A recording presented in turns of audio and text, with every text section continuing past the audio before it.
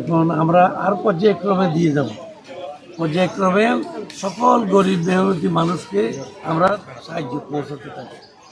আমরা কৃষি কার্ড দিয়েছি, এখানে টেকনাফ থেকে আরম্ভ করেছি কক্সবাজারে, এবং মানুষকে সাহায্য খাল খনন করব মানুষের উপকারের জন্য, পানি পায় মতো, চাষ করতে পারে মতো। তারপরে আরও অনেক আছে, বিভিন্ন ধরনের আইন শৃঙ্খলার বিষয়েও আমরা সিরিয়াসলি তৎপর। কোনো রকমের উস্কানিমূলক কোনো কাজ যাতে করতে না পারে কেউ, সেদিকেও তৎপর থাকবে। আমাদের আইন শৃঙ্খলা বাহিনী অত্যন্ত সজাগ এবং অত্যন্ত কঠিনভাবে মানুষকে নিরাপদে রাখার জন্য যা করতে হবে করে যাবে।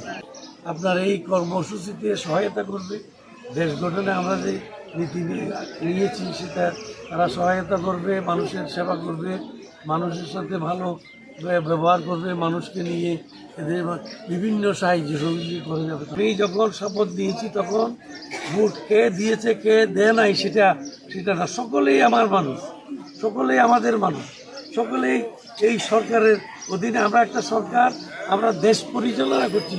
মানুষকে কিভাবে শান্তিতে রাখা যায়, মানুষকে কিভাবে ইজ্জত সম্মান দিয়ে নিরাপদে রাখা যায়, মানুষকে কিভাবে একটা ভালো বাংলাদেশ বানিয়ে আমরা তাদেরকে রাখতে পারি, এটাই তো আমাদের স্বপ্ন।